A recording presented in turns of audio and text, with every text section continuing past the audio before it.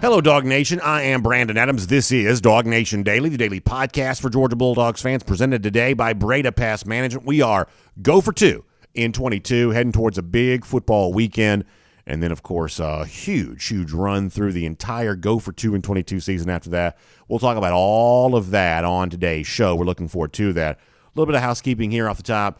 This is our final live show of the week. We are pre-recorded for Friday. We've already got that show in the can. It's going to be a good one, but we'll not be live for that. And then tomorrow's Thanksgiving Day, so we'll let y'all enjoy some time with your family and friends on all of that. But we're busy on today's show. It's Mike Griffith. We'll react to Georgia being ranked number 1 again last night by the College Football Playoff Selection Committee. We'll look ahead a little bit to Georgia Tech. I'll also have some interesting thoughts myself on that game on Saturday. I thought that Kirby Smart kind of got really philosophical last night in a very good way about the challenge of facing Georgia Tech, but in a roundabout way, it almost ends up being kind of an echo of what we said here this week about the overall weight of the challenge that awaits Georgia the rest of the season. And we'll give you that off the top here, and also maybe give an example of how, as kind of logical as Kirby comes across in this particular comment, that behind the scenes there's probably still a little more room for some emotion as you talk about clean old-fashioned hate on Saturday. So we'll do some of that with you. Friday night's also a special night in Athens as the life, the legacy of the legendary former coach and athletic director Vince Dooley is remembered. We'll do our part to kind of help set the stage for what's going to happen with that public ceremony at Stegman Coliseum on Friday. We'll do that. More on the rest of the CFP rankings. I think the chase for the playoff gets pretty interesting here. We'll talk about that. There's also all kinds of rumors out there about Lane Kiffin's future. A lot of folks making fun of Tennessee, which you love to see. We'll have some picks for the weekend. Obviously, a lot of this kind of coming up on, like, say, Thursday and Friday. So it's a lot of football here. We're going to try to cram as much of it into one show as we can, and we're happy to have you with us as we do. It's DawgNation Daily, the daily podcast for Georgia Bulldogs fans. It's presented by Breda Pest Management, and it begins right now. Today's episode of DawgNation Daily is brought to you by Breda Pest Management, the official pest control of UGA Athletics. Presented by DawgNation.com. This is DawgNation Daily, the daily podcast for Georgia Bulldogs fans. Here's your host, Brandon Adams. I think a lot of us have known a certain kind of imbalance that seems to be in place here for the rivalry game against Georgia Tech on Saturday. On the one hand, last night, Georgia ranked number 1 again for the college football playoff top 25. A really clear path towards potentially repeating as national champions. You've got all of that right out in front of you right now. If you're Georgia, all of that kind of feels really good. And yet on the other side of this for Georgia Tech, they don't have, as much postseason stuff to play for. They don't have that going on right now, but they could somehow shock the world and get the win against Georgia, and they're bowl eligible. All of a sudden, they're kind of in play for that. It sort of seems like Georgia has less motivation for this individual game, but far more to play for beyond this. Tech has right now seemingly nothing to play for beyond this. All of its eggs can kind of be put in the basket of trying to do something against the in-state rival. And this is, in college football, sort of what makes things fun from time to time is that you do have these kind of individual game moments where it can feel like a really big deal, even if the two teams have very different, goals once they leave and move past this game. So for Georgia fans who just want to see their team play well every Saturday, and for Georgia fans who really have this big desire to continue dominating clean old-fashioned hate, the question that's been kind of asked a lot this week is, okay, well, what do you do about this? What do you do to make sure your team is as ready as it can be for a big rivalry game like the one that it's going to play on Saturday? And I thought last night Kirby Smart was actually asked an interesting question. Given the fact that Kirby is an alumnus of Georgia and you've got other guys on the staff who are also UGA alumni here who played in this rivalry and in some cases tasted defeat in this rivalry, do you go back, do you tell the old stories? Do you go back in my day, back when I was playing, here's what Georgia meant versus Georgia Tech and all that kind of stuff? Do you do those kinds of things if you're Kirby Smart? And I thought that Kirby gave an interesting answer to that. And in the midst of answering that, he also kind of pivots here to something else that I think is really important to keep in mind about the rivalry game against Georgia Tech, and also kind of the larger picture we've been looking at with Georgia football here this week. Good stuff from Kirby last night. Take a listen to this. Not really. I mean, I thought about letting guys share, but most of the guys here that were share were here while I was here. And, we've shared some videos, some history, some video footage and that kind of thing. But, I don't know if kids care about that. I really don't. They everything is relative to them. They see us out there like dinosaurs, and they don't look at it as that's relevant. So what's relevant to them is that probability doesn't equal reality, and you can't go off probability. These games are decided on the grass, not on paper. And if we learned anything last week is that probability doesn't equal reality. So you got to go out and play good. So I'm going to respond to that in kind of two different ways. And I think the stuff that Kirby Smart says there at the end is really fascinating, and it kind of echoes what we've talked about here this week, which is, as a Georgia fan, I am. This is a fan-oriented conversation. Me a fan, you likely a fan, and we're all kind of talking about this from the vantage point of we have a preferred outcome here. We want to see Georgia go for 2 in 22 and win the national championship again. What I've told you this week is, and coming off the Kentucky game, I think this became even so much more clear to me, is that the big nemesis standing in Georgia's way here is not any individual or particular team. That's not what stands in Georgia's way right now.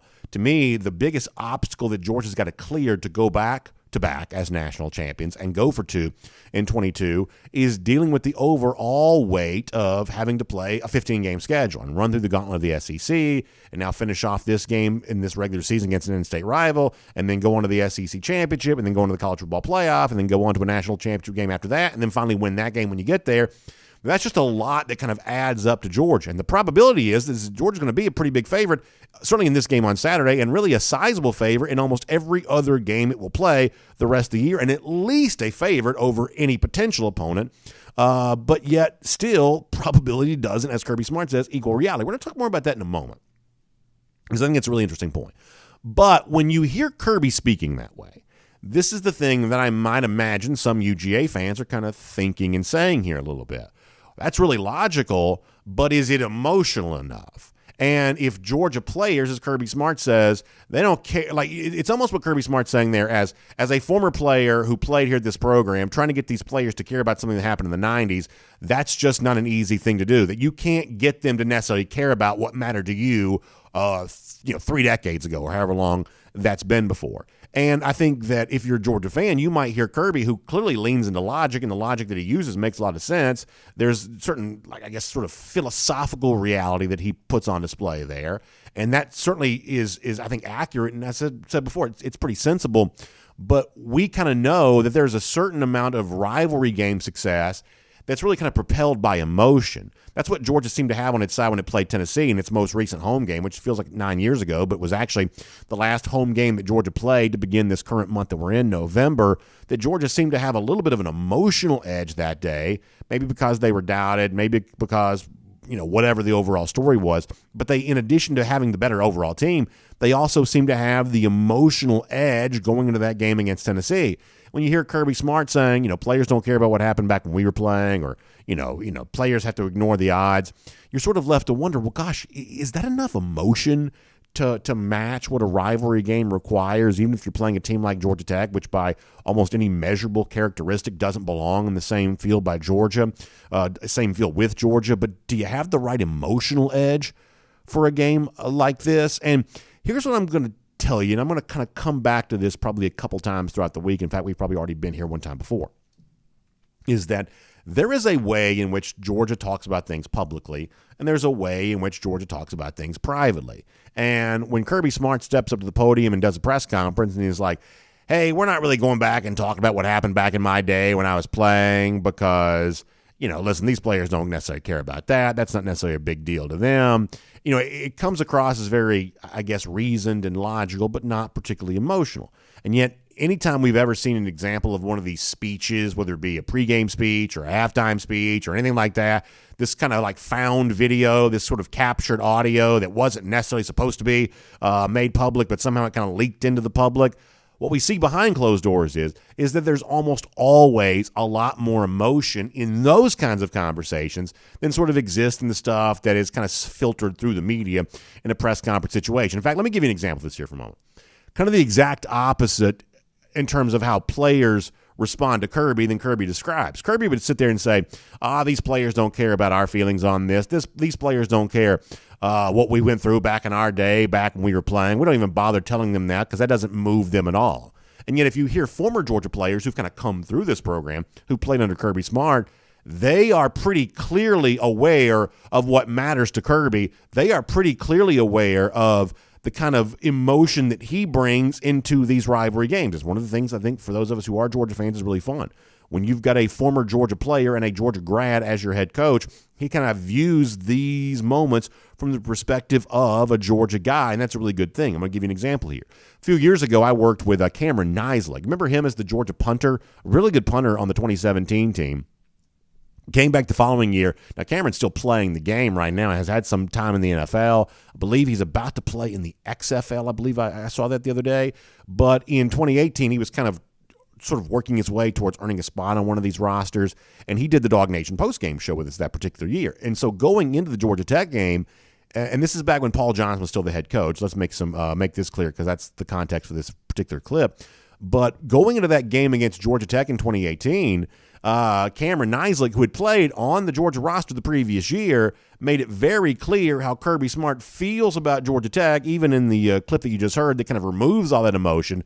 Behind closed doors, the Georgia players experience apparently a very different version of Kirby. Take a listen to this. Just a little peek behind the curtain. Kirby Smart hates Georgia Tech. Throughout the season, they actually, once a week or so, they do a little period for Georgia Tech. Even though we're not playing them, they focus a little bit on Georgia Tech every week. So, listen, that's one of those deals where, okay, so back then, that hatred that existed for Georgia Tech manifested itself because you're getting ready for the triple option, something like that. You're not really doing that for Tech anymore. But you hear Cam say from a few years ago, behind the curtains, let me give you a little peek here, Kirby hates Georgia Tech. So even though when it's very measured and very, presidential in the press conference world with all of that, when it comes to the behind-the-scenes stuff, Kirby Smart, as former player would say, makes it very clear what his overall feelings and passion are for Georgia Tech. We said this on one of the shows earlier this week, that the present tense conversation, what matters here. This is a Georgia team that has tasted defeat against Tech since Kirby's been head coach. You don't have to go back to the annals of way back in the 90s when I was playing. You can say just a couple of years ago in this stadium, we lost to Georgia Tech. And that conjures up a certain level of emotion in a former player right there, good enough to give us a peek behind the curtain to kind of tell you more about what that's all about. But that said, let me also talk about the other thing that Kirby mentioned there a moment ago. The notion that probability doesn't always necessarily measure reality. Georgia is more than a 35-point favorite in this game against Georgia Tech on Saturday.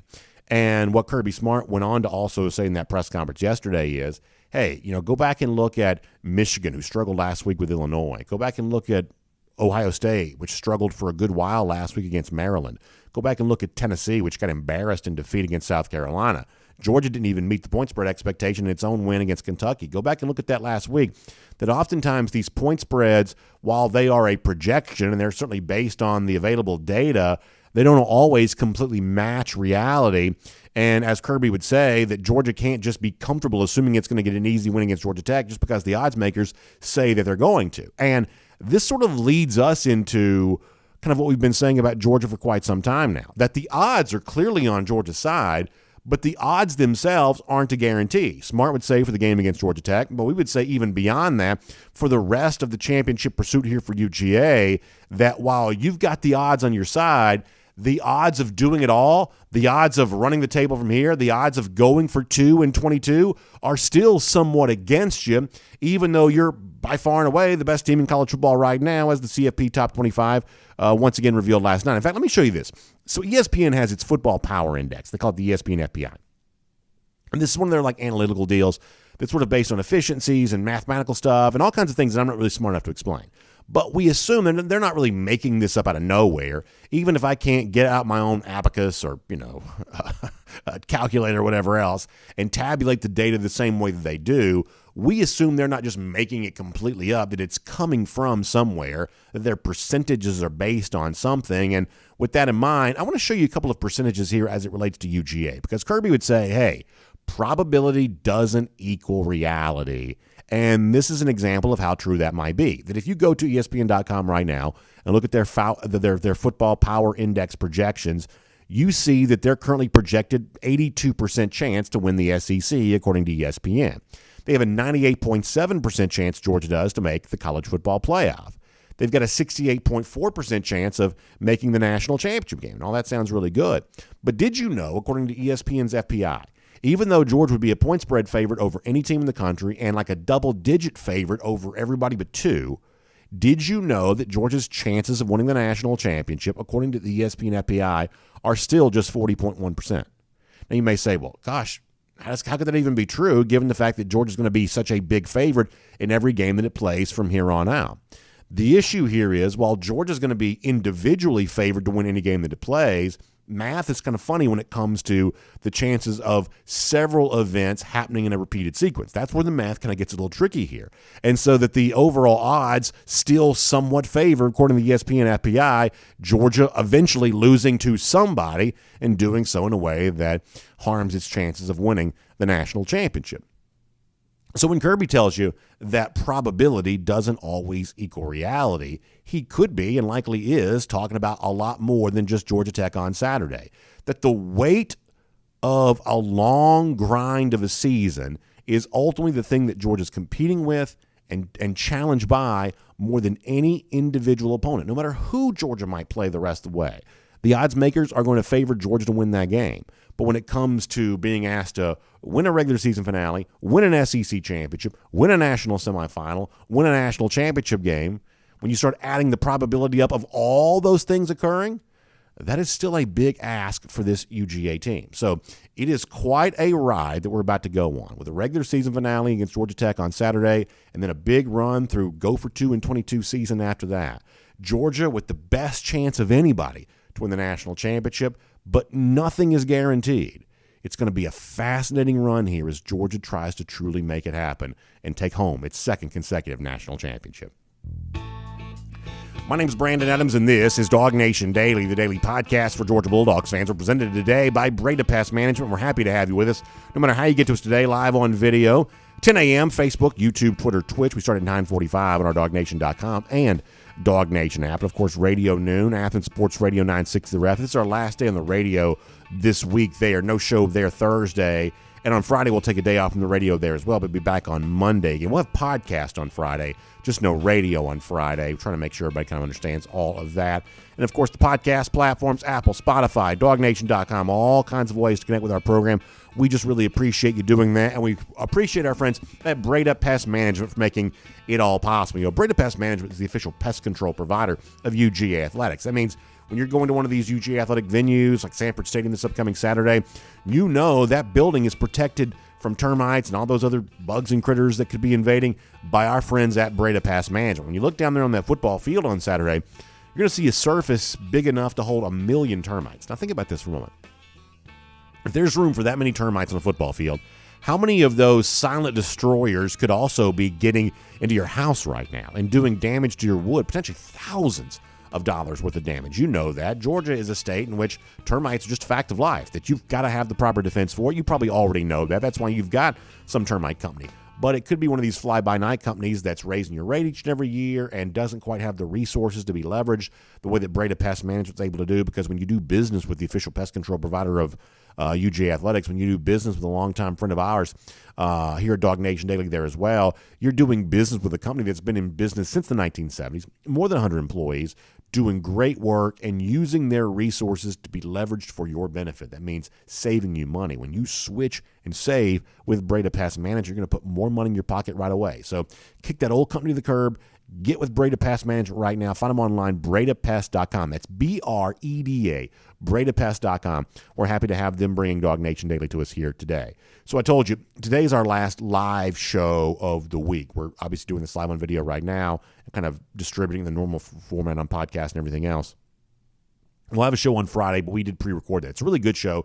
It's Jeff on UGA recruiting. We kind of get more into the nature of the Georgia Tech rivalry and what fans can do to make this a big rivalry game on Saturday. We're going to talk more about that coming up then. So we have a really fun show coming up on Friday for you, but it is pre-recorded. So this is our last live show of the week, and we appreciate you being with us for all of that. And I also want to give you a little bit of an update here as it relates to our Go for 2 and 22 festivities coming up the week after that. Obviously, you know we're going to be at the Marlowe's Tavern in Brookhaven coming up on Wednesday for an unbelievable event starting at 6 p.m., a live time to interact with DawgNation, to preview the SEC championship, but to also look at everything else that's going to be happening in this kind of Go for 2 and 22 season as Georgia stands ready to potentially win another national championship and go through the gauntlet of a schedule that's going to be required to get there for that. We'll preview all of that this upcoming Wednesday at the Marlowe's in Brookhaven. That's 1 week from today. Looking forward to being there. 3575 Durden Drive. That's 3575 Durden Drive, Marlowe's Tavern in Brookhaven, coming up on Wednesday. Really excited about that. And then there is the Go for Two in 22 kickoff celebration tailgate prior to the SEC Championship. That's 3 hours before kickoff. Game kicks off at 4 p.m., of course, that day. Going to be at the Home Depot backyard, which is as close to the stadium as you can ever tailgate anywhere. It's as close as you can ever get. This is prime time real estate. Anybody who's ever done one of these events with us knows how much fun this is. Open bar, all the food you want to eat, great entertainment, of course, a special DawgNation Go for Two in 22 t-shirt going to be included there as well. We can promise the first 200 people to get signed up get one of these Go for Two in 22 t-shirts. We can do that for the first 200 people, and we're getting very close to that. So I would not wait. I would not hesitate on this. Jump in there, get yours so you can be included on this. If you just simply go to the top of the page at DawgNation.com, you can click in and get more information how you can be a part of the Go for Two in 22 kickoff tailgate coming to the Home Depot backyard right next to Mercedes-Benz Stadium next Saturday before the SEC Championship. Now, we've got great pricing on this, and we have a great event in place for this, and we would not be able to do that at the price we're offering it if not for our great sponsors really eating a lot of the expense on this, like R.S. Andrews, Marlowe's Tavern, Kroger, Discover Dunwoody, Royal Caribbean, the 7-6 Apparel Company, Georgia Farm Bureau Insurance, and the Wilson PC Personal Injury Attorneys. Great sponsors who have really worked hard to make this an unbelievable experience for the entirety of the month. Great coverage. We were live on video last night reacting to the College Football Playoff Top 25. But the big event that particular Saturday made so much better by the unbelievable partnerships and relationships with these great sponsors who are making this such a fun event. So we can't wait for all of that. Speaking of Georgia Farm Bureau, we're going to talk to Mike Griffith in a couple of minutes for a Georgia Farm Bureau Insider Update. We're looking forward to that. But before that, though, I want to go around the doghouse here today. And obviously Friday will be a little bit of a somber occasion, although in a lot of ways, like we've all kind of experienced in some form of our life here, one of those moments where we'll have bittersweet feelings because obviously we're still saddened by the passing of the legendary former coach and athletic director Vince Dooley. Now a few days ago, but on Friday, DawgNation has a chance to come together there at Stegman Coliseum for a celebration of his life. And obviously there was a private ceremony, a funeral for Dooley's family and close friends not too long ago. But this is the public opportunity to remember the life of the Georgia legend, and that's certainly as clear as possible what a legendary figure Coach Dooley is. In fact, I think we may have some details on this. I want to just show you this and let you be a part of this. It's going to be Friday night, 7:30 there at Stegman Coliseum. The official athletics account put this out the other day. So Stegman Coliseum this Friday at 7:30. It's free. It's open to the public. You can come right there to Stegman Coliseum and be a part of that. Really want to encourage you to be there if you can. Now, many of you aren't going to be near Athens on Friday, not able to do that. I know it's the day after Thanksgiving, which is a little bit tricky for some people, but really hoping to see a ceremony befitting of Coach Dooley's legacy there on Friday night for this. And one of the things that we're going to do today, we're going to do some of this on Friday too, is I just kind of wanted to pause for a moment and kind of celebrate this life and celebrate our own personal remembrances of Coach Dooley here. And if you go back a couple of years ago, I was lucky enough to get a chance to go interview him at his house. And for me, who kind of grew up a big Georgia fan, you have to understand what a huge thrill this was for me to be able to do this because, Coach Dooley had one of these great, I don't know what you call it. It's almost like a den, but it was almost designed to be almost like a museum of all the moments in Georgia football history that he'd been a part of and some of the really cool things in his own life he'd kind of done, in addition to that. And for someone like me who likes history and kind of likes some of these artifacts related to Georgia football, this is an amazing thing to be able to see. So this was unbelievably meaningful to me to be able to do this. And it was a great interview, I thought, as well, because Coach Dooley is so good at telling some of these stories about the life that we all saw him live right before our eyes. And obviously he was the head coach of the national championship team in 1980. And that was a team that kind of fought its way through a lot, right? Some close wins, some dramatic moments. And, once again, we talked a moment ago about the grind that Georgia's undergoing right now in its own pursuit of a national championship. Well, Coach Dooley back in 1980 would have experienced all that himself. And I asked him what it felt like to go through that, the pressure of trying to win a national championship, but the feeling of kind of seeing that season play out. And I thought that Coach Dooley gave a great answer. So as we're celebrating his life heading towards the weekend, let's hear Coach Dooley from a couple of years ago reflecting on what it was like to be a part of that national championship team in 1980. You had a team that won under those tough conditions. And what it did for that team, it gave the team confidence that if they just hang tough, they'll find a way to win. And I really believe they developed over a period of time this psyche, let's hang tough. If something goes wrong, they wouldn't get too discouraged, wouldn't get too down, and they would feel like that we got a chance because we're going to take you into the fourth quarter. And if we can do that, we got a chance. And time after time, they were able to win games because they believed that they could win games. And that came from having the confidence of winning those kind of ball games. And you're right, there were a lot of them that went down to the wire. Close ball games. We were a solid football team overall, but we were not totally dominating as an offensive team. Very few teams did we get out and just run away with. But on the other hand, there were some lessons from that I think were beneficial to the great run that we had. If you're watching on video as the audio is playing, you see a great collection of photos from the life of Coach Dooley, his legacy here at Georgia. It's kind of nice to go back and reminisce through all of those. And it is an interesting parallel because, Georgia in its own right, if it wins the national championship again this year, will have had to kind of overcome some adversity to get there. This is a little bit different team than the 2021 team was. This is a team that's kind of fighting through some things this year, not quite to the same degree that maybe the 1980 team did, but there are at least some similar parallels there. It's interesting to hear Coach Dooley talk about that. And then for fun here for a moment, I also asked Coach Dooley in this interview, I think we did this in 2019, I believe. I believe this was like summer of 2019 when we did this. Yes, I'm being told that it was. I asked him, hey, in that great win against Florida in 1980, the Buck Bellew to Lindsey Scott, the play that kind of lives on forever, and we know the great call that Larry Munson had of that. At what point in time did Coach Dooley become aware that Munson had this call that would become the narration to accompany this moment forever? And really, you can't think about Bellew to Scott, the moment that helped preserve the national championship season, without also thinking about Larry Munson's call of that. And so I got a chance to ask Vince Dooley back then about the great former broadcaster Larry Munson, and fun to think about Coach Dooley and his own remembrance of Larry Munson from back then. Here that is, once again, from 2019. Well, it wasn't just that play. There was other plays.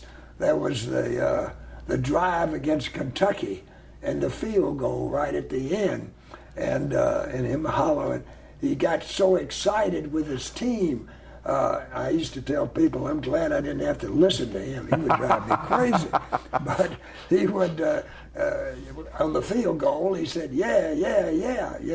He had all these calls. We won the third championship against Auburn, and he started hollering, look at the sugar falling from the sky. So he had all these different ones. And it's great to listen to the highlights of Munson because the game is over. You know how it's going to come out, and it's fun to always hear it, and I still enjoy doing it.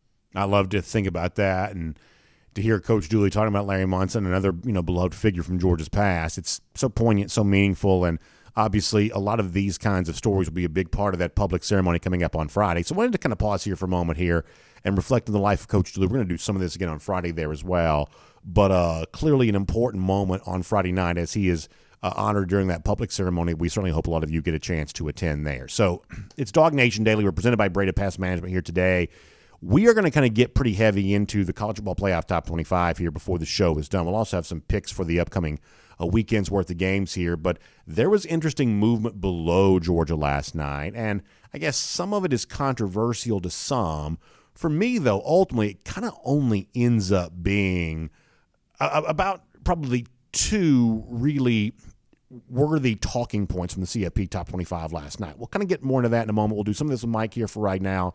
So that's on the table. The game Saturday's on the table. Mike spent some time in Atlanta this week looking at the Georgia Tech side of this, and then obviously the big run to the playoffs beyond that. So let's do all of it. It is a Georgia Farm Bureau Insider Update with Mike Griffith here on DawgNation Daily right now. From Athens and across the SEC or wherever the recruiting trail may lead, here's a DawgNation.com insider. Mike, a lot to do here as we roll into a Georgia Farm Bureau Insider update. Before we get into the game Saturday and the stuff kind of beyond that, we heard some audio a moment ago from Vince Dooley. This Friday night, I don't want this to kind of get lost in the shuffle of the Thanksgiving weekend and the conclusion of the season. You know, Coach Dooley's going to be honored at that public ceremony. This is the chance for the average Georgia fan who maybe didn't know Coach Dooley personally but wants to celebrate his life. This is a chance for those folks to be there. I hope it's a great and befitting ceremony. I know that it will be. I know Kirby Smart said this week that he's going to be there. And so in light of all this, we've just been playing some kind of old clips from Coach Dooley this week from an interview that I did a couple of years ago. So before we get into the other stuff, Mike, what does Vince Dooley mean to you?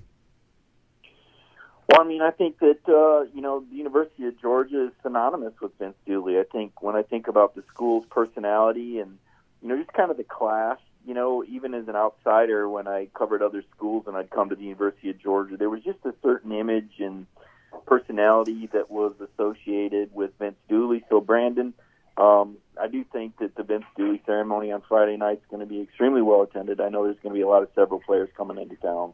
Yeah, that's great to hear. I think that's going to be a really nice time, and certainly just a very moving ceremony when you look at the impact that he made on so many different people's lives, and obviously always kind of awkward to kind of transition back to the normal topic after that, but we'll try to do so.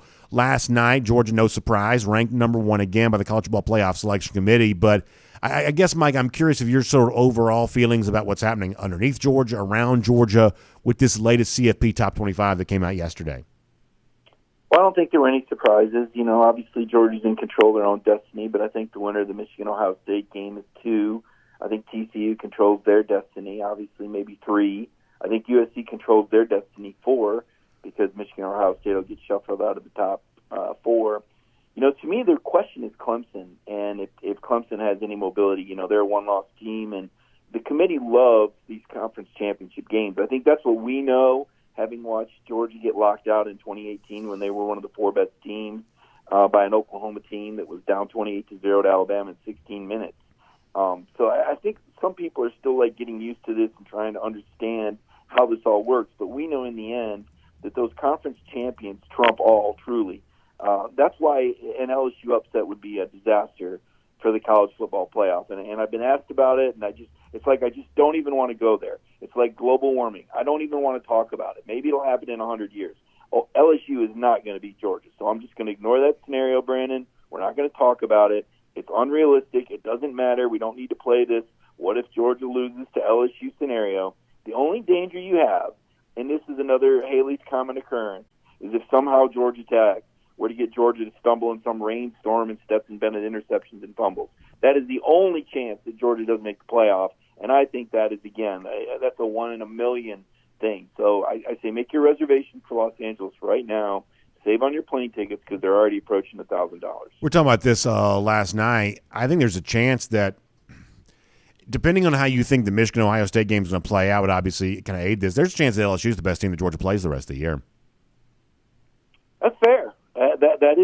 That's fair, and because LSU's playing well right now, right? I mean, we're talking about the good version of LSU with Jaden Daniels running the ball effectively. Their front 7, they just don't match up with Georgia. LSU just can't match up. I mean, to your point, now I do think, Brandon. So I'm going to agree with you, and I'm going to disagree with you in another sense. Agree LSU's the best team, but don't agree that they're the most difficult matchup. I think USC would be a nightmare matchup. I think Ohio State would be a nightmare matchup. And the reason why, perhaps TCU as well, is because they can score points. And if you can score points and Georgia is stumbling around in the red zone and kicking field goals and not scoring touchdowns because they can't gain a darn yard on 2 plays with a chance to put a game away, Brandon, we can't ignore that. Georgia football cannot gain a yard. I want you to think about that when they need to against a 6-win Kentucky team. So this is something that needs to be fixed, changed, adjusted, because if Georgia gets themselves in a game with a team that can score points and they're going to be asked to answer, that's the only thing that will stop Georgia from winning a national championship is if they continue to have these red zone struggles. Yeah, so, I mean, obviously it wasn't great in the red zone against Kentucky. That's I don't think that's disputable. That clearly could have been better. But I don't agree with your point about USC. I think if Georgia were to get beaten it's going to get beat by a team that comes close to matching what Georgia does on both sides of the ball, the team that comes the closest to playing complementary football. Last year, that would have been Alabama. That was the only other team besides Georgia to be in the top 10 in both offensive and defensive efficiency metrics. This year, the closest version of that's probably an Ohio State team. This is a Buckeyes team that's way better defensively than they were a year ago. Is it a great defense? I don't know, but it's way better defensively than it was a year ago. And really, that's the only team in the country right now that sort of rises to that level for me. Frankly, as a Georgia fan, as a Georgia partisan, I am salivating for the chance to play USC, because USC is the worst defense of any of the teams that might make the college football playoff. I think the USC is an outstanding matchup for Georgia. I think the TCU is an outstanding matchup for Georgia. But really, I think that USC is an even more favorable matchup for Georgia than TCU would be, just because of how bad the Trojans are defensively. Yeah, they got Caleb Williams at quarterback, and that's certainly a pretty good offense. But this is a terrible defense. Good offense, terrible defense against Georgia, Mike. We know how that works out. Well, again, yes and no. I mean, you've got to be able to throw the ball. Look at Tennessee put 44 points on Kentucky, and Georgia struggled to score 16 and kick 3 field goals. So the thing about the bad defenses, if A.D. Mitchell gets back, then I'm signing off on that. Okay, then I think we might see the offense that we saw against Oregon. But if Georgia doesn't get the perimeter threat back to complement Ladd McConkey, then I worry about getting into a scoring contest for Georgia. I don't think that favors Georgia's not. I think quarterback play is really big, and when you get into these sort of games, and when Stetson Bennett plays well, I think Georgia's unbeatable. Period. I don't care who you play. I don't care where you play. I don't care the conditions, wind, rain, snow, 100 degrees. When Stetson Bennett plays well, nobody's beating Georgia. But when we get the version of Stetson Bennett that we've seen at times over the last 4 weeks with 5 interceptions in 4 games, Georgia becomes beatable, particularly if they're not cashing in on the red zone. So that's my concern with offensive firepower teams, is that if they can put points on Georgia and put pressure on the Georgia offense, that's the only way you're going to beat them. I don't think you're going to outslug them. I think Kentucky comes the closest to your point about complementary football. Part of the reason why Kentucky played them well is Kentucky is built similar to Georgia. Their quarterback played well in that weather, and they still struggled because of how good the Georgia defense was. But they also drove 99 yards on that Georgia defense. We saw that with our own eyes. That was not a mirage. And conversely, I just don't feel like you want to see, to me, I just don't think you want to see an explosive offense. That's especially when you're playing indoors, climate-controlled environments. And let's face it, Brandon, these people love offensive football. And sometimes flags start falling. And Georgia's not had that issue this year. They're the least penalized team in the SEC. But we have seen how things can change when you get into the postseason. We have seen teams get calls against Georgia, Alabama, in postseason action that left us shaking our heads. Yeah, but to be fair, I mean, this is not a theoretical conversation. We've also seen how Georgia's performed against, so-called, high-powered offenses like Tennessee in the regular season this year. Oregon scoring plenty of points against everybody else, didn't score very many against Georgia. Alabama, the national championship last year, held to, 18 points. The Michigan team that Georgia shut down had also been scoring a bunch of points in Big Ten play there as well. That, this idea that, what if you get in this sort of, slugfest, in one of these, college ball playoff games. For the most part, Georgia just doesn't play those games because defensively they're just too good to do it. Now, I'm not saying it's a guarantee that Georgia winning the national championship, but this is just sort of the same continual story for UGA of, they are just more balanced than any other team that's out there. And if you're a UGA fan, that's kind of what you're leaning on. If you're confident right now, that's what you're leaning on is across the board. Nobody does it all across the board the way that Georgia does. Oh, I agree with that. And this has been Kirby Smart's best coaching effort. And I think he cemented himself as a first-ballot Hall of Famer, joining the company of Steve Spurrier and Nick Saban. And, things have never been better. But this was a reload year, though. To me, I'm still amazed. You lost 15 guys to the NFL draft and 13 transfers, and Georgia looks like this veteran unit. And you're right; they simply don't beat themselves. But I think we've got to be aware. I mean, what happened at Missouri happened. They were down 10 points, and easily could have been down more than that if Missouri. And that's a terrible Missouri team, Brandon. And Georgia was down 10 points in the fourth quarter to a bad football team. And I just can't pretend that didn't happen. And I just can't ignore that. So on the one hand, yes, I saw the Oregon game just like you. I think Dan Lanning was still trying to learn everybody's first name. And I saw the Tennessee game, and I'm still having some hearing loss issues and I don't know what would have happened on a neutral field. I think Georgia would have won. I do think Tennessee would have had more offensive success, not enough to win, or even probably come close. Especially if it doesn't rain, I think Georgia's still scoring. That was one of those good Stetson games, and when he plays good, as I said, they're unbeatable. But for everything we say about the championship game, there was also the SEC championship, and we watched Georgia unable to keep up with the score that scored a lot of points in that particular game.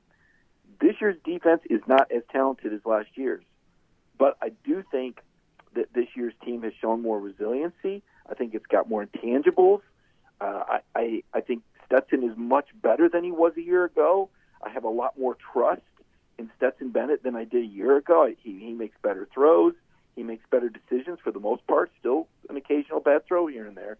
But his mobility has been incredible. He looks really good when he runs the ball. I would have liked to see him run more at Kentucky. So there's all sorts of good things to say about Georgia. And the only thing I'll say is I just think the field is a question mark. Because part of the reason why we think Georgia's the best team is because there's not a great team out there. There's no Joe Burrow out there. There's no Alabama team with 6 first-round draft picks out there. There's no Tua out there. There's nobody out there that we look at and say, oh, my gosh, that team looks so incredible.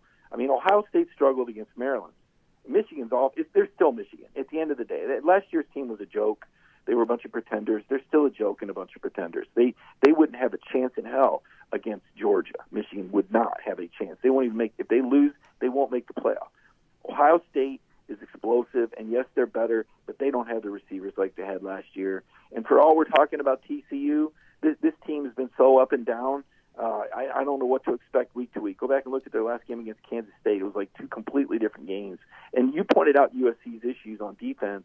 And even though their offense is a bit scary, and Caleb Williams looks incredible to me, understandable why Georgia would pursue him in the portal last year, those guys haven't played SEC football. I don't know what they would do when they get punched in the mouth by Georgia. So I think Georgia's going to win. I would say there's an 85 to 90% chance Georgia's going to win the title in my mind.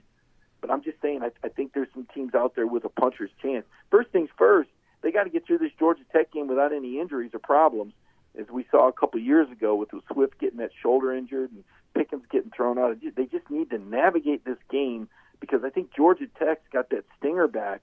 And listening to Brent Key yesterday, Brandon, it was a little chilling. And because I thought to myself, does Georgia, if this team turns it around, if Tech turns it around, if this is really the right guy, the offensive version of Kirby, comes from Saban's staff, Birmingham guy, played the game, listening to him talk yesterday. If Georgia Tech gets good, do we really want to see this rivalry get quote-unquote good again, where Tech is capable of beating Georgia and recruiting against Georgia? I shake my head and say, why does Georgia want to let this team stick around on their schedule when if they do get good, they would ultimately, maybe be able to recruit and take some guys away from you? Well, in fact, I want to talk to you more about the Tech game in a moment, but in fairness, we're a long way away from talking about Tech being good at all, or certainly being a competitor for any kind of recruit. I'll talk to you more about the Jackets game in a moment. Let me remind folks, though, this is our Georgia Farm Bureau Insider Update. Happy to have Mike Griffith on the program here today, and happy to have Georgia Farm Bureau with us all season long there as well. They're always the home team. What that means is when it comes to your insurance needs, auto insurance, life insurance, it's kind of nice to do business on something like that with somebody who's kind of living and working and a part of life in a community just like yours across the state of Georgia, because let's face it, insurance is kind of an emotional topic, right? My mom was involved in a fender bender yesterday. She's fine, thankfully, but it's one of those things where all of a sudden you start thinking about insurance then in a way that maybe you hadn't thought about it, in the weeks prior, to all that, or maybe the months prior to all of that. It's one of those things you don't really think about it until you need it.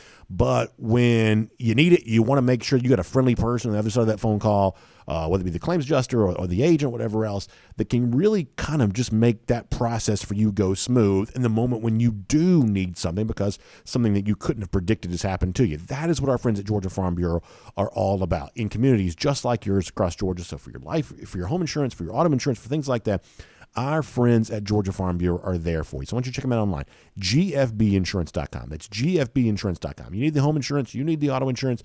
You need to have somebody understand this is more than just an insurance product for you. This is the kind of thing that gives you the peace of mind that you need to live your life happily.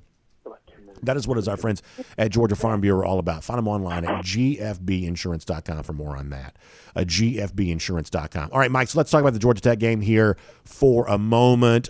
We've talked a lot about, hey, the kind of imbalance of motivation here. Georgia's obviously got more to play for after this. Georgia Tech, seemingly would kind of view this, you might imagine, as their Super Bowl for a number of reasons, and yet the huge advantage still lies with UGA because Georgia's just a way better team. This is the best Tech team that Georgia's played in a good number of years, but still not the kind of team that I would expect to be competitive with Georgia necessarily here. I know you have spent some time in Atlanta here this week. I guess give me a little bit of a snapshot. It's like third-string quarterback, and yet I guess he played okay against North Carolina. Tar Heels were up like 17-0 last week and then somehow stumbled their way to a defeat there. There are a lot of Georgia fans, and this is not me being funny or mocking or anything like that. There are a lot of Georgia fans who just haven't had much reason to pay attention to Tech at all, but they have won a lot more games since Brent Key has been interim coach. What should they know about the Yellow Jackets? Well, I mean, they have. They've won 4 of their last 7 under Brent Key. They've beaten 2 top 25 teams. They won at Pitt. They won on the road at North Carolina. Obviously, neither one of those programs, have the kind of talent that Georgia does. And this does come down to Georgia's level of focus. I mean, I think one of the things Kirby Smart's done with his program is these guys do give it their all every week. They win the games they're supposed to win. Georgia does not beat themselves typically. This is the ultimate trap game, though. With the SEC championship game on deck, individual awards coming out, NFL draft games coming out, it's senior days, potential emotions. We're talking about, potential weather with rain, kids that went home on Thanksgiving coming back, distractions, whereas Georgia Tech is playing to go to a bowl game. And Brent Key is coaching, said it's the biggest challenge of his life. He's coaching for his head coaching job. If for whatever reason, Tech has not removed the interim tag yet. I just crazy to me. Hire this guy. We're seeing bad coaches get extensions all over the place. If Tech doesn't hire this guy, somebody else will. I mean, this guy's the real deal. I stood in front of him yesterday, and although you can see the video on YouTube, and the only criticism you're going to have is he doesn't talk loud enough when he does interviews. But he checks every other box, Brandon. He checks every other box. I'm telling you, this is not good for Georgia. This is not good for Georgia. And we are 2 or 3 or 4 years off probably, but the transfer portal can be effective. I just, I'm sounding the alarm. I'm saying move this game. Don't play this game at the end of the year. If you're going to keep playing it, move it at the start of the year. This is the dumbest thing ever to play a rival the week before a conference championship game. And throw your tradition out the window because this SEC championship game didn't exist when this current schedule model was adapted. And changes need to be made, and this is one of them. You either need to get rid of this game as an annual home and home, and just play them exclusively in Athens, or rotate the other state schools, or move it to the beginning of the year. But do not play this team the week before the SEC championship game. It's dumb. Play South Carolina. Get with South Carolina's AD. And why shouldn't they play Tech at the end of the year? Because it's a rivalry game. Because normally, let's play a conference team. What's changed, and the way the direction that the league is going. And I talked to McGarity about this a few weeks ago because I was asking him about the Tennessee game when it was 1 versus 1, and we're going, oh my gosh, this is great. And he said, well, I said, how did this happen? Because forever Kirby wanted to get that Auburn game out in November, right? But they needed to find a third dance partner. Auburn also wanted to move it because they didn't want to play Georgia and Alabama at the end of every year. Well, here comes Philip Fulmer in Tennessee. And he wants to split up the Georgia-Florida game. So he says, all right, we'll go ahead and we'll play Georgia in November. And look what happened. It ended up being an SEC showdown. It was great. It was awesome that you played Auburn in October and Tennessee in November. Couldn't have worked out better. Part of this, McGarity said, was that the league wants to to backload the schedule with more of the divisional games. Now, we're getting ready to lose the division, so maybe you throw that out the window. But I still think South Carolina is your dance partner because they don't need to be playing Clemson at the end of the year. That needs to be at the beginning of the year. But you don't play the rival because your rival, this is their Super Bowl every stinking year. And there is no tomorrow. If a guy gets ejected, he does not care typically. We saw that with Pickens. Do you realize in 2019 you lost your best receiver and your best running back playing this meaningless game? Pickens gets in the stupid fight. He's ejected the first half. That game's over before it starts. Swift can't run the rest of the year. He's got a shoulder. Looks like it's flaring up in the NFL, by the way, out of this stupid game because the other team is going to play you like kamikazes. Tech is coming at you and throwing everything in the kitchen sink. I would much rather see a disinterested conference opponent that's out of the race in the last week of the season. I think this is a problem for Alabama. I think it bites them that they got to play Alabama. The flip side is that they get all the recruits, see, because it's a great football game. You don't even get that with Georgia Tech.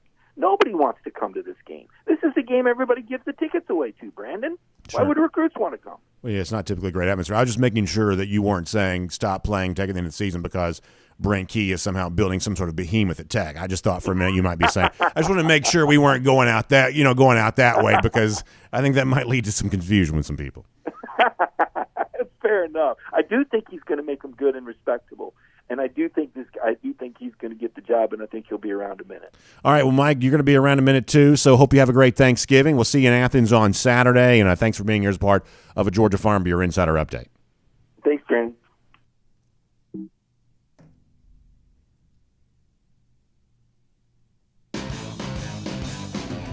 Let's take a look around the rest of the league. This is SEC Through. Yeah, I wasn't quite sure where we were going with that for a minute.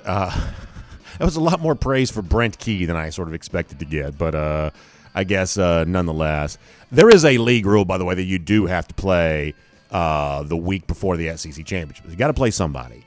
And given the choice of a team that you could play that you're a 35.5-point favorite or a team in most years like South Carolina that Mike mentions who in most years is just going to be better. I mean, over the course of 20 years, South Carolina's going to have more years of being competitive than Georgia Tech is based on the current landscapes of the program. And so if you're going to play Tech, tucking them right there at the end of the season as about as easy as a tune-up you can get before the SEC championship, that works out, I would say, pretty well for the most part. Listen, I'm a little bit ambivalent about the current state of clean old-fashioned hate as a rivalry. I don't have huge, strong feelings about one way or another. But make no mistake about it, playing Tech at the end of the season is an advantage for Georgia, not a disadvantage, because there is a rule. You have to play somebody, and no one in the SEC is playing an easier opponent on Saturday than Georgia is. Keep that in mind. Just something to consider there. We'll also look at the rest of the top 25 here coming up in a moment. There are a couple of semi-controversial things in the rankings that I want to talk to you about. Before that, though, let me remind you that we're cruising around the SEC courtesy of Royal Caribbean. And obviously, we're thinking about Royal Caribbean cruise vacations. Looking forward to, I got a short one here coming up pretty soon. Got a family vacation coming up in February. All of us together for the DawgNation cruise coming up in April. In fact, let me talk to you about that one right now for a moment. Nassau in the Bahamas, perfect day, Coco Cay. Last night, for whatever reason, like during the football season, I'm not home very much on the weekends, unfortunately. So, there's always kind of the moment during the week when my family kind of goes out to dinner. We typically do this on Wednesday night, but tonight we're not doing that because, tomorrow's Thanksgiving. You just kind of got some stuff going on. So last night, family goes out to dinner, and we kind of go out and get a little dessert when it's all said and done. And my kids know that we're all going on a cruise in February. So we'll sit around kind of watching YouTube videos of some of the stuff we're going to be doing on the cruise. My kids love doing that. So we're watching videos of Perfect Day Coco Cay last night or some of the cool stuff in Nassau that we're going to get a chance to do when we go there. And it was just getting me thinking about how much fun it's going to be to share this with all of you coming up in April. And I really want you to be a part of it. Now, I'm hopeful this is going to be a big Go for 2 and 22 celebration. I'm hopeful it's another national championship celebration, just like last year's cruise kind of turned into. I'm hopeful that's what it is. But no matter what, it's going to be a great time. So you can go to the website, royaldogs.com. That's royaldogs.com. Find out more about this. Or you can give Jessica Slater, a great travel agent, a call, 770-718-9147. That's 770-718-9147. And she can tell you all about the great stuff. We're going to be on Independence of the Seas. Now, that in itself is a party because you got the great specialty restaurants like Playmaker Sports Bar and Grill, Chops Grill, the great, high-end steakhouse. You've got all kinds of bars and lounges and entertainment things to do, really for the entire family. But in addition to that, you've got some great special events specifically for DawgNation there as well. So Jessica can tell you all about that. You can call her 770-718-9147. That's 770-718-9147. She can also tell you more about Icon of the Seas, too. Brand new ship debuting for Royal Caribbean in January of 2024. That is going to be a great thing, too. You can hear more about that then. So let's go cruise around the SEC courtesy of Royal Caribbean. Very little controversy at the top last night with Georgia being ranked at number 1. The top 4 also kind of remains unchanged, too. I thought there might be a little bit of an opportunity to move up TCU if you wanted to. Now, Michigan-Ohio State play on Saturday, so maybe the sanctity of that game can't be harmed. But if you look at what TCU's been doing, you can say that you don't think the TCU is a national championship level team, but you can't really squabble with their resume too much. They're Baylor, the team they beat on Saturday, that's kind of a quality opponent. They won once again.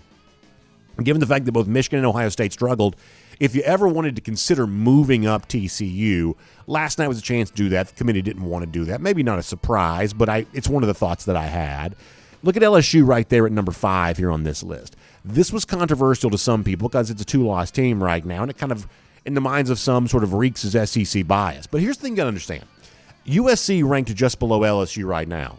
Right now, there is only one data point that argues for USC whatsoever. They did beat UCLA on the road this past week. That's a quality win. That's a resume-enhancing win for USC.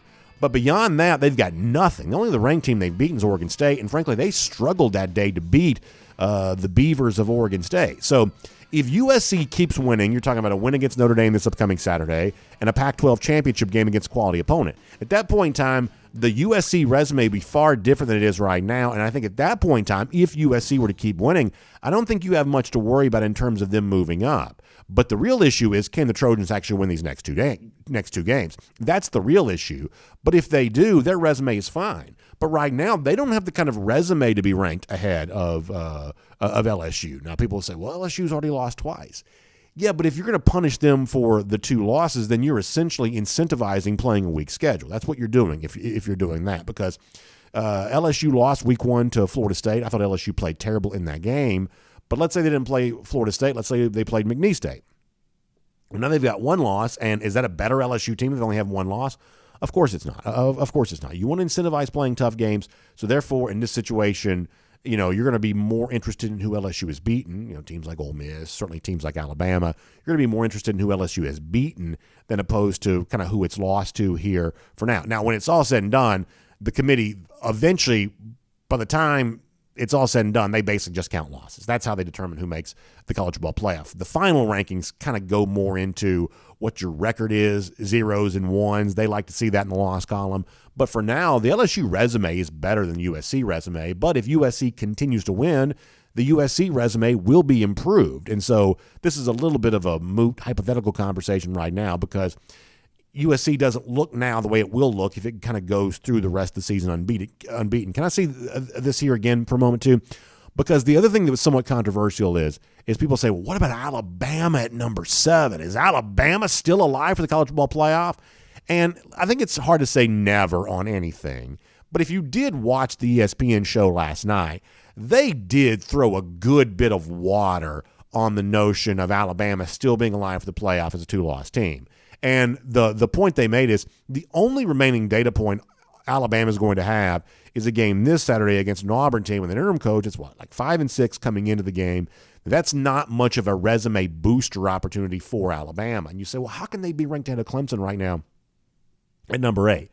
It is certainly fair to point out that this committee currently believes that Clemson's by far and away, or the ACC, I should say, is by far and away the worst of the Power 5 leagues. There is very little respect for the ACC by this committee, maybe justifiably so, and Clemson's suffering from that here a bit. But if you want to get an idea of the fact that Clemson is still more alive than you might think for the college football playoff, go back and look at the bottom of these rankings last night. There were 2 teams that were ranked that are 4-loss teams. One of those is Texas. One of those is Louisville. Louisville got the nod in the top 25 after having beaten NC State this past week. It's a 4-loss team. The only ranked team they've beaten, I think, is UCF. So on the basis of beating UCF, that gets Louisville as a 4-loss team into the college football playoff top 25 here for right now. But what is true of Louisville, they also lost to Clemson. So that becomes one of these value top 25 wins for Clemson. I told you this last week, and I think we were kind of proven right, and I'm going to echo this one more time. This committee is still reserving the right to take Clemson into the playoff. And if crazy stuff happens, then I think it's Clemson, maybe more so than some other teams, that could be the beneficiary of that. In other words, if USC wins out, Clemson's got no chance to take that spot. If TCU wins out, Clemson's got no chance. But what if chaos starts to kind of bubble into this a bit? What if chaos kind of starts to factor into this conversation? At that point in time, as long as Clemson wins, they are just sort of right there at that level of what can still make the college football playoff. And if they do keep winning, at that point, I actually don't believe that this committee will have much of an issue moving them ahead of Alabama because, once again, like I said about USC a moment ago, there will be additional data points in place. Now, everything gets crazy if LSU somehow wins the SEC. It really does. And I know the ESPN FBI says, hey, there's still a 99% chance that Georgia makes the playoff. But when we've had people reaching out, because like what some people do is they'll go to like these predictor model things and they'll start typing in, well, what if this happens? What if that happens? It's almost like one of those NBA trade machines of, can you make this trade work with the salary cap? You can put in data points for the playoff and it'll sort of spit out results. And not all those results always like Georgia, but I also believe that a lot of those playoff predictor models are just sort of made up out of whole cloth anyway. But the point is, it would be really, really good for Georgia to beat LSU in the SEC championship. Really, really good. Maybe they still have a 99% chance of making the playoff no matter what.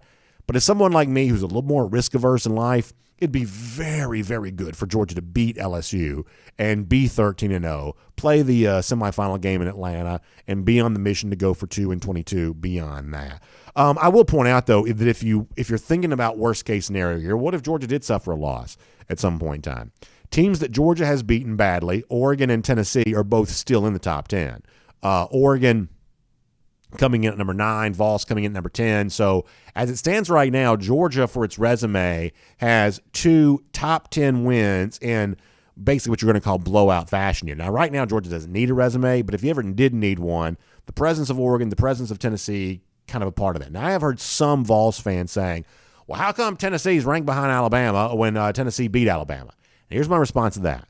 If you give up 63 points to South Carolina, you don't have a right to argue for anything. You should be just glad they ranked you at all. And I'm sorry, but that's the way that it goes. And by the way, Kirk Herbstreit's actually predicted Vanderbilt to beat Tennessee this weekend. We'll see about that. But I did hear some chirping from Tennessee fans on being ranked after Alabama. But I don't think you get to argue for anything when you just got hammered the way you did against South Carolina last week. A couple other things here real quick, and we'll have more on the Vols in a moment. But first, so we told you the other day that when Chris Lowe from ESPN is reporting sources close to Lane Kiffin or saying that Kiffin's interested in Auburn's related to their NIL fund, that we said those aren't sources, that's Lane Kiffin. Lane Kiffin speaking directly to Chris Lowe. Chris Lowe and Lane Kiffin are close, very, very, very close, it would seem.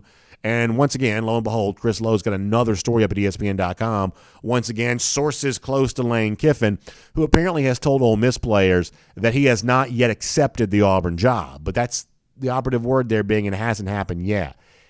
I'd bet about as much money as I could on the idea that Kiffin is eventually the Auburn coach. And I think a lot of this is related to the fact that Auburn's moving slower than Kiffin wants them to. And, Kiffin wants this over and done with.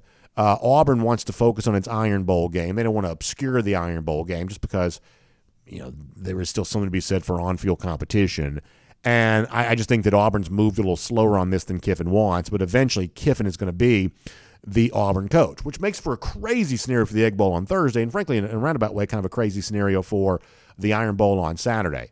Here's what we know, is that right now Mike Leach at Mississippi State's kind of hanging on by a string. I don't think he can be fired this year, I really don't.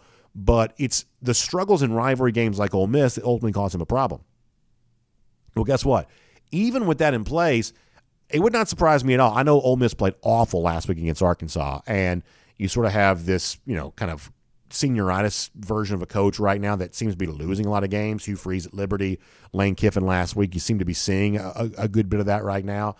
But honestly, I believe that Ole Miss would still be my pick to win the Egg Bowl, which could create a very tough scenario for Mike Leach at Mississippi State if the guy that never wins rivalry games still can't win this game, even with Lane Kiffin 1 foot out the door and basically 75% of his brain out the door on its way to Auburn. And then what do you do about when you announce Lane Kiffin as the Auburn coach? Because I do truly believe that's where all this is going.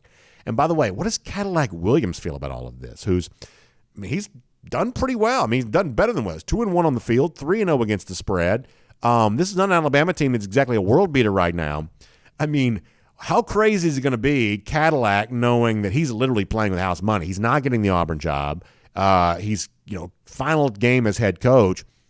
Are they just going to throw caution to the wind and go after it all, just to try to, mess up this situation even more? This is what we love about the SEC. The drama sort of never ends. And we're going to have a lot of coaching drama this weekend playing out. Egg Bowl and Iron Bowl should be pretty interesting to see. I talked about Tennessee a moment ago. So it's been kind of funny. So Dabo Swinney the other day, just went in on – obviously they're getting ready to play South Carolina. And if you're Clemson, you have to reconsider South Carolina now based on the way they played against Clemson. But Dabo, who just does not like the SEC, and he just goes in. He basically just sort of trashing Tennessee for their inability to stop South Carolina at all. And then he eventually says something to the effect of, you're sitting there flipping burgers on Championship Sunday or Saturday, not playing the SEC championship. In other words, trying to decide as an at-large team, are you going to Atlanta? Are you going to Arizona? Basically saying they were counting themselves as a playoff team here and forgetting you still got to go out and win some games in the regular season.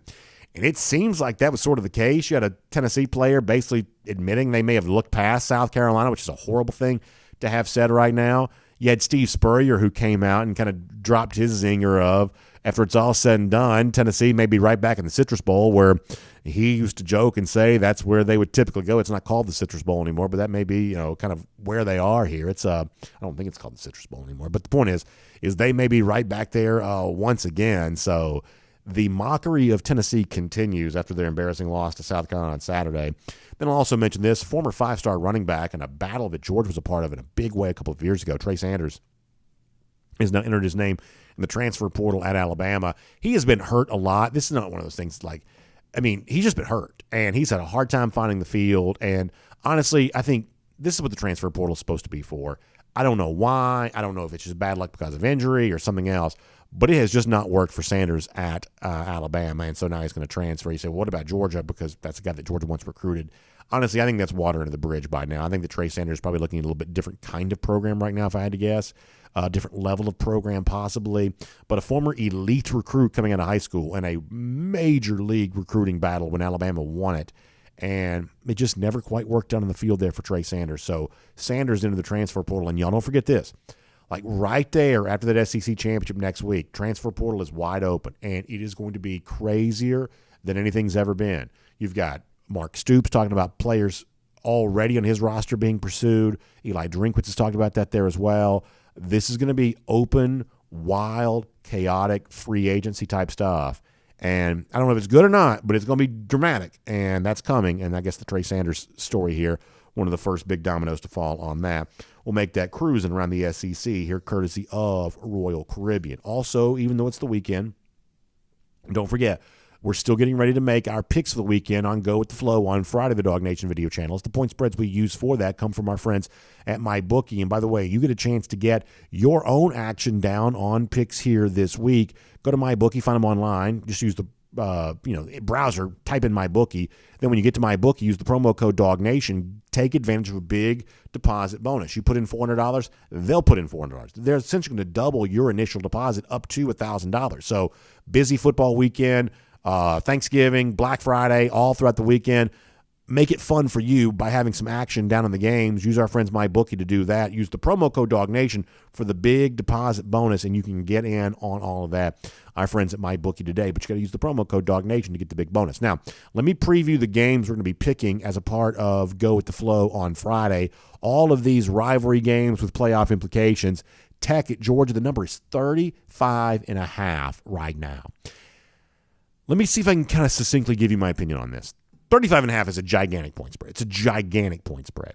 If Brent Key really feels like he can get the Tech job, then maybe you play this conservative, because the only way to mess this up is to lose 70-0. And by the way, that's what Tech did a couple of years ago to Clemson. They've lost 70-0 before. So maybe you think, hey, if I'm this close to getting the job, I can't beat Georgia, but could I slow this game enough to give myself a chance to not get embarrassed by Georgia, at least not, much more so than people kind of expect there on that? If that's the way that Key approaches this, that could bring the point spread back into play here a bit. Could be worth watching, especially for a Georgia team that just wants to get in, get out, move on to next week. I think that Georgia's thrilled to play at noon. I think they want it over with. I think they want to move past all of this. But moving past it doesn't mean looking past it. I don't believe that Georgia does that. It could be Tech here that's actually looking for kind of kind of an easy path to the final result, especially if Brent Key thinks that he can preserve his chance of getting the Tech job by not getting completely embarrassed against Georgia. They may play it very, very conservatively. Watch this early in the game. If there's a decision to go for it on fourth down, if there's a decision to pass compared to run, if there's a decision to keep your offense in the field or try a field goal, watch how aggressive Brent Key chooses to be early. That could be an indication of just how much this point spread is going to be in play, because the more Tech pushes the issue, I believe the greater the final margin of victory for Georgia actually ends up being. Another rivalry game with Clemson hosting South Carolina. I am fascinated to see what South Carolina brings to the table after what they looked like last week against Tennessee.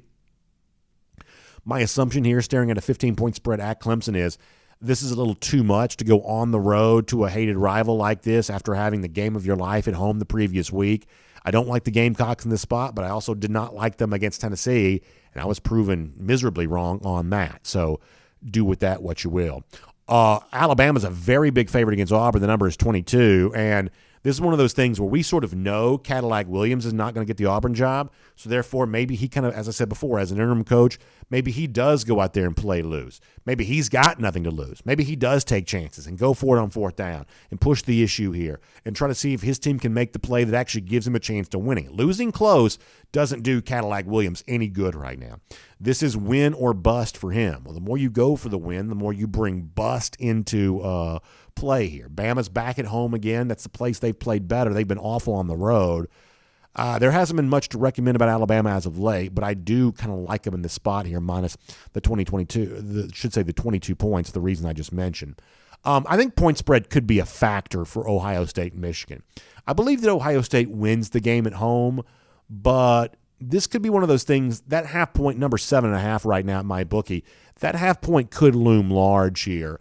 I like Ohio State's chances of winning outright. I don't know that I love their chances of covering. We'll do more of this for our show on Friday, Go with the Flow. But I think that point spread could be a factor in a game that the Buckeyes win, but maybe less convincing than the experts think. Then you're looking at USC and Notre Dame with the Trojans at home, favored by 5.5. My same argument here that I made last week. You can say whatever you want to about Lincoln Riley when he gets the playoff. But look at long winning streak to conclude the 2017 regular season. Same thing in 2018 and again in 2019. Riley has shown an ability to get to the playoffs. This is still a Notre Dame team that's lost 3 times this year, including embarrassing fashion to teams like Stanford and Marshall. This is the kind of game where USC ought to be able to handle its business. It's not a USC team that's proven very much, but they could be coming together kind of at the right time here as the Pac-12's lone playoff hope. Early lean for me is USC minus the 5.5 there right now, and we'll make that your MyBookie best bets for the week. And by the way, it's getting ready to enjoy a great weekend too, and a great Thanksgiving there tomorrow. Obviously, our friends at the Finish Long Drink, a big part of all that. We do our Big Finish presented by the Finish Long Drink every Friday. But if you just want to enjoy a great beverage for your tailgating needs or your Thanksgiving party needs or whatever you're doing here for the upcoming holiday season, you got Christmas parties here coming up, try the Finish Long Drink if you haven't. You can go to thelongdrink.com and you can find out where to pick some up. You can try the traditional. That's a blue can. It's got the grapefruit flavor, the gin kick, the Long Drink Zero, no carbs, no sugar. Long Drink Strong, 8.5% alcohol by volume. There's also the Long Drink Cranberry that a lot of the folks in my neighborhood really, really love. So you can try that. TheLongDrink.com is the website to go to. Just put in your zip code and you can find out where it is. It came from Helsinki in the 1950s. It's actually kind of a cool story. It's been in America now for a couple of years, in Georgia now too, and pretty much everywhere else there as well. So go to TheLongDrink.com to find out where you can pick some up today. All right, so let me do this before you fire off our fight song here. We'll actually take this as a chance to say this. Hey, as we kind of close out our final day here before Thanksgiving, I just want to say a very, very, very special message to all of you here in that I am so grateful for your continued support of our program. And I know that's one of those things that it sort of sounds like we should say, but truly, deeply, I mean it as much as I possibly can. I'm always, always, always so happy to travel around. We were in Lexington this past week. We're all shivering and cold, but people would come up and say, hey, we listened to the show, and they would tell me where they're from and kind of what they're doing, and you have no idea how much that means to me. That is one of the most satisfying things I can ever hear. I'm truly grateful for that. And I'm also, want to make sure that you're aware that you see my face every day. You hear the voice of guys like Mike Griffith or Connor Riley or Jeff Sentell. You should know that behind the scenes here at DawgNation, a lot of folks that you don't see as much are working really hard to make sure that we're able to deliver the content we do to you every day. You hear me talk about Michael Carvell. That's our producer in the building with us each and every day. I'm so grateful for what he does, showing up, being a part of this every day. I could not do the show without the work that he's doing there on the other side on that. I got like BJ Sweeney, who you've heard us talk about before too. That's kind of our operations guy here. This is the guy that he's the how behind the wow, if you will, making sure we have big events, they all go the way they're supposed to, that the website functions the way that it's supposed to. I have no idea how any of that kind of stuff works. Kind of keep me on track to make sure I'm doing what I'm supposed to there as well. It's a great team here at DawgNation. We've got a great, corporate family that we're a part of here too. My life could not be better, frankly, because of the work experience I get a chance to enjoy. So you help us keep the lights on around here, and we're so thankful for that. And I've got a whole bunch of people behind me, Michael, BJ, people you never see, that really make sure it all functions and operates really well. So I am truly, deeply grateful here on this Thanksgiving week, and I hope that all of you find similar reasons to be just as thankful as I am. And with that, now we'll wrap up the show. I'm also thankful for great golden shoe submissions. Now, I have to humbly ask your forgiveness for this because I had a million great golden shoes going back off the weekend, and we just kind of didn't get them all in. We've got some coming up on Friday. We're going to have a couple here today, but just the sheer weight of trying to do all this week just did not quite work out for us on that. But we're going to get a couple of these on display here right now, and including this first one. Let's give a golden shoe shout out to Steve here, who's Irk Dog on Twitter, which is a great name. He says, look what I found yesterday in Kentucky. I bought a bottle of the PB&J. So this is Blind Squirrel Whiskey. Now, I don't know who makes this, so this is, I guess, a free plug for them. But obviously, our good friend Eddie the Blind Squirrel, the official DawgNation Daily mascot, I didn't know he had his own distillery, but apparently he does. A little Blind Squirrel Whiskey. Steve, thanks for sharing that well-deserved golden shoe for you. I really appreciate that. That's great to be able to see. Another golden shoe going out to Joshua Campbell. We saw a lot of versions of this over the weekend. The Georgia person watching the South Carolina and Tennessee fight. Gamecocks getting the best of that. There was also a version of this that was Vanderbilt beating up on Florida. So there's a lot of fun. A lot of folks were having. But Joshua gives you go for 2 in 22. Hashtag golden shoe. Joshua, great stuff. Thanks for sharing that. We'll make you our golden shoe winner for today there as well. And that's the last one, correct? So those are our golden shoes. Happy Thanksgiving to all of you. We'll be pre-recorded on Friday, but we'll see you then. And then busy through the weekend. DawgNation Daily presented by Breda Pest Management. We will talk to you then. And on video. Time now for our R.S. Andrews cool down. R.S. Andrews, the one you turn to for your air conditioning, heating, plumbing, electric needs. They show up on time. They do the work that's promised, the price that's promised. You can trust all of them on all of that today. We're not going to go super long with our comments here today, but we'll get ready to rock and roll with that in just a minute. And this is a little bit awkward, but if you don't mind, let's see. Let me just quickly send a quick message out on that. So, but yeah, we're looking forward to a great collection of comments here. We can't go crazy along with that, but we are looking forward to that and trying to take care of business for the rest of the stuff we got going on this week here too. So with that said, let's dive in here. We'll get going. We'll go to YouTube here first, and we'll see how they're doing and then see how all of you are doing wherever you might be here today. And we do truly hope you're getting ready for a great Thanksgiving holiday. One of my favorite days of the year, and love getting a chance to spend that time with family. And it's just a really, really, it's a nice time. So I hope you're getting ready to enjoy that. Stephen Venanzi checks in to say, have a good Thanksgiving, BA. Go Dogs. I appreciate that, Stephen. Hope you have a great Thanksgiving there too, and all of you there as well. Connor Graham says, looking forward to the LSU front seven against our offensive line. Yeah, it should be a good battle. I think that LSU is a good team. I think that, you can make a case. I personally believe that Ohio State is the best team that Georgia has a chance to play the rest of the year. But if something were to happen, if Michigan were to beat Ohio State, and then you're looking at the other would-be competitors here, at that point in time, I'd say LSU is probably the best team that Georgia would play the rest of the year. Cassie Turner checking out here. They're going to go shopping for some last-minute Thanksgiving stuff. Cassie, good luck with that. I know that's never an easy thing to do right now. I'm sure the stores are very crowded, but we appreciate you being here and hope you have a great Thanksgiving, and good luck getting what you need there on that. DMart42 says, I'm thankful for DawgNation Daily and the YouTube family being here every day to talk ball and support each other. Yeah, it's a great community, and I'm really proud to be a part of it, DMart. I really am, for sure. Chase White checking in. Chase, good to see you. Paul Moon says, I haven't followed LSU, but it seems like Daniels is up and down. If he's down, I like our chances. Yeah, I don't think of Jaden Daniels as a great quarterback. I don't. I think he's played better as of late. I think that the best that Daniels ever was his freshman season, going back to when he was at Arizona State. I don't think he's ever quite matched that since then. But he is a really dynamic athlete, and stopping running quarterbacks is never an easy thing to do. JSNZ says, does anybody interest you in the transfer portal?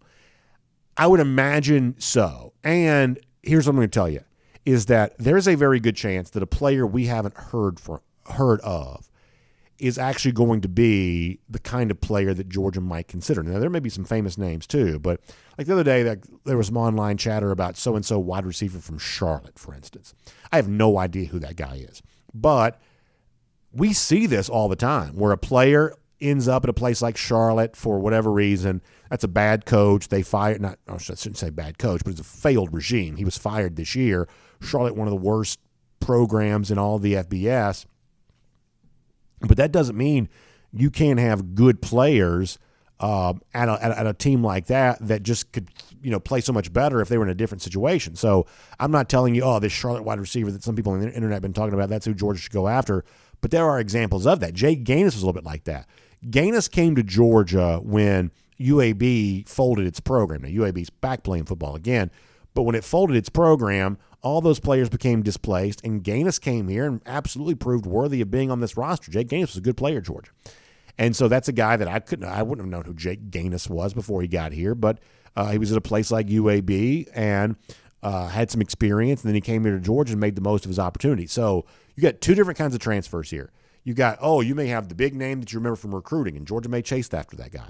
But you may also have one of these things of, well, I'm not quite so sure this guy's good or not, but it sounds like some of these folks sort of think he kind of is. And by the way, some of those guys end up not being players that Georgia goes after. There was it the pass rusher from Florida A&M last year that everybody thought Georgia was going to go after, and then ultimately Georgia really didn't go after him? I don't think there was any evidence that the Dogs pursued him whatsoever. I may be conflating like two stories into one there, but so not every transfer rumor we hear about ends up being real, but in some cases, some of them will be, and in some cases it may be big name that you know. In other cases, it may be guy who's actually proven himself to be an SEC level player while playing at a much, much lower classification. Spencer Clark says Damian Gary was a coach at Charlotte. Yeah, so I'm sure that Damian Gary's going to have plenty of opportunities here now moving on. Obviously a great former Dog and a very, very close friend of Terrence Edwards, but the head coach there was fired. Paul Moon says, I didn't know Gary was coaching there. That's interesting. Paul Moon says, appreciate DawgNation Daily and the community you've built, BA. Always try to make time for you for the live show in the mornings. Hope you and yours have an incredible Thanksgiving. Well, I appreciate that, Paul. Thank you very much. Appreciate that. Let's see what else. Green Soldier says, people need to know that's the final blessing by the coaching staff. In other words, if they want to go after you, I guess that means you're pretty good. Yeah, probably true. Connor Graham says, this year is the perfect example of debunking the myth that the same four teams make it to the playoff every year. Yeah, I mean, it is more wide open right now than it's been. And I sort of get the sense there's more of an appetite for something different this year. I think in previous years, I was always on guard for something to happen to prevent a team like TCU from making it. But I have very little doubt if TCU remains undefeated, they'll probably make it. Now, if they're a one-loss team, even though their resume may be better than some others, my guess is at that point in time, it becomes easier for the committee not to take them because deep down they probably don't really want to. TCU is just a smaller program, smaller brand. But not only is there a strong likelihood of some fresh new blood in the playoff, there seems to be a little bit more of a willingness on the part of the committee to actually accept some of those teams this year than maybe would have existed in the past. Let me go to Facebook for a moment.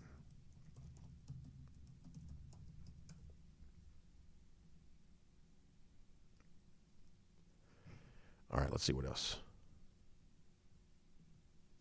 Over here on Facebook.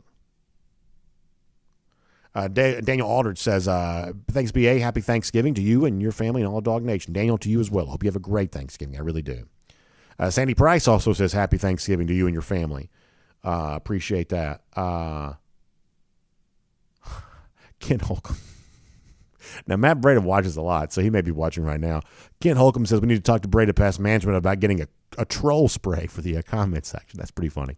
If anybody would have one, I know there are folks at Breda Pest Management might have that. That's really funny. I like this from Nick Roundtree, who says, hey, we're grateful for all of you. Happy Thanksgiving to you and your families. Tomorrow will be time to. Now, I like this. This is smart thinking right here. Normally, we're go for 2 and 22, but Nick Roundtree says it's go for 2 at the dinner table. In other words, going back for a second helping. I like that. That is terrific, Nick. Good stuff. Jacob O'Neill, thanks for the kind words. Appreciate that. Craig Jones also gives you a happy Thanksgiving and asks for an update on Eric Gilbert. So here's the situation with Gilbert.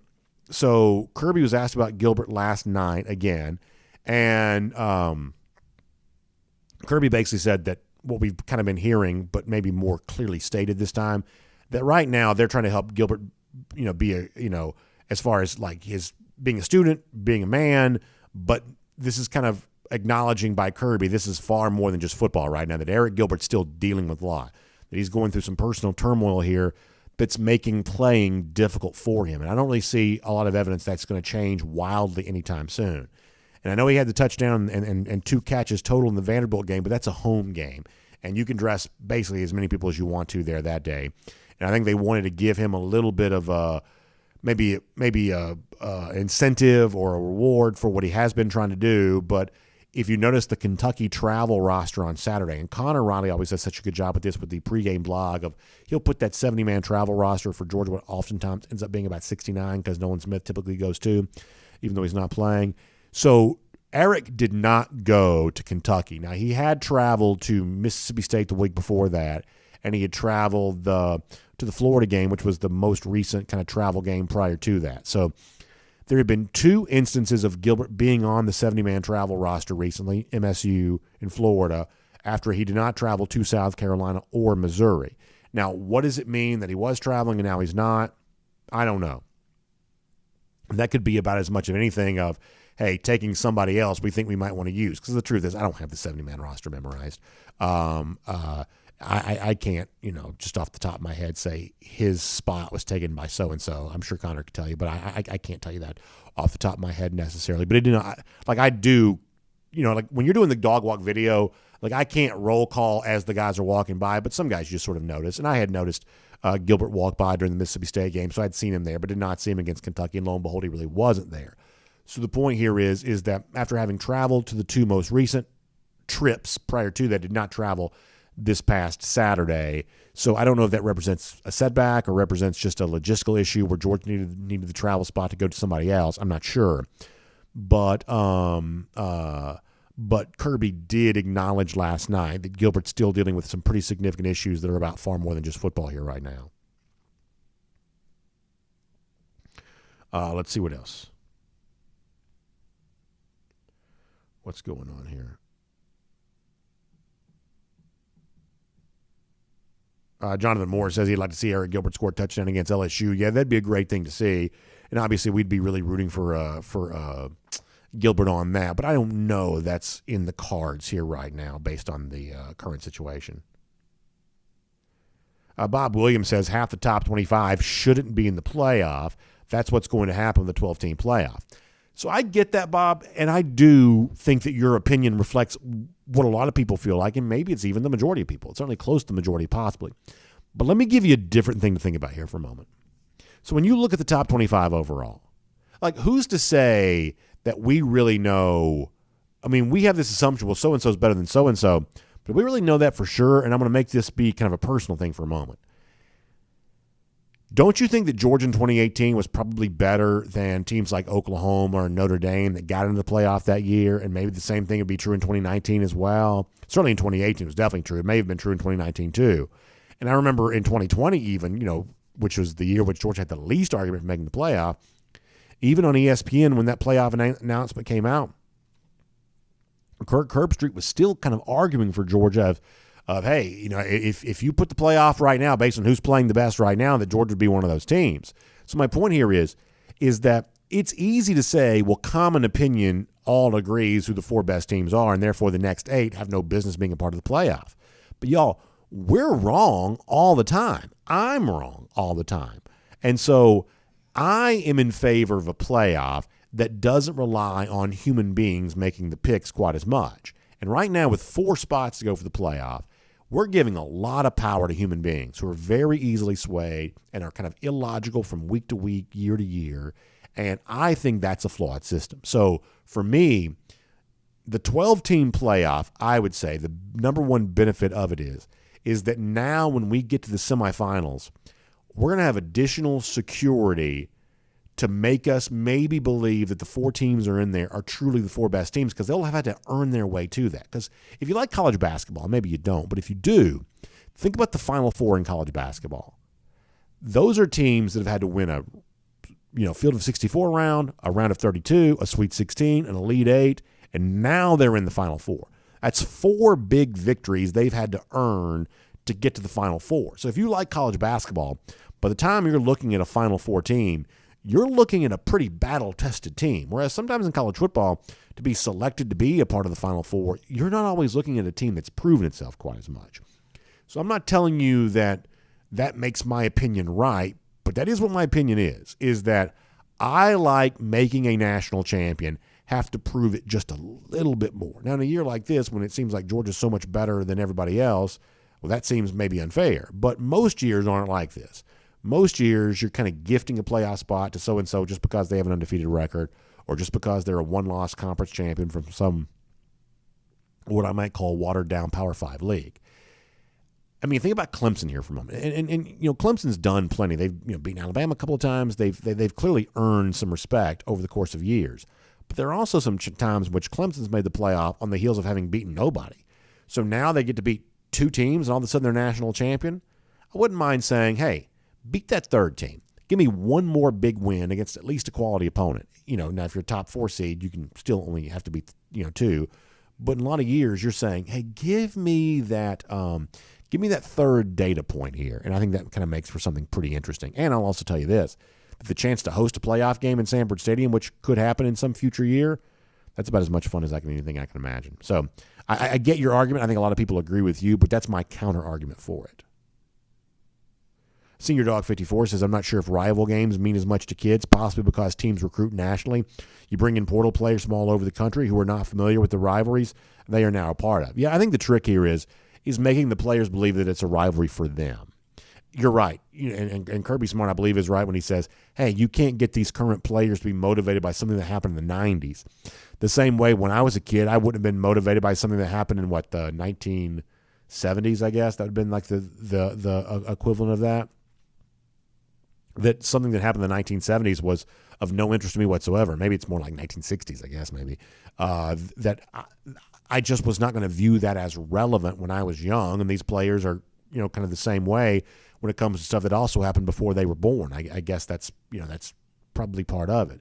But good coaches have a way of making it seem like it's a rivalry right now. Good coaches have a way of making it seem like that this is about the respect you need to earn right now and making it, as we said earlier this week, a present tense conversation. I do believe there's ways for good motivators to do that. A couple more. We got to go.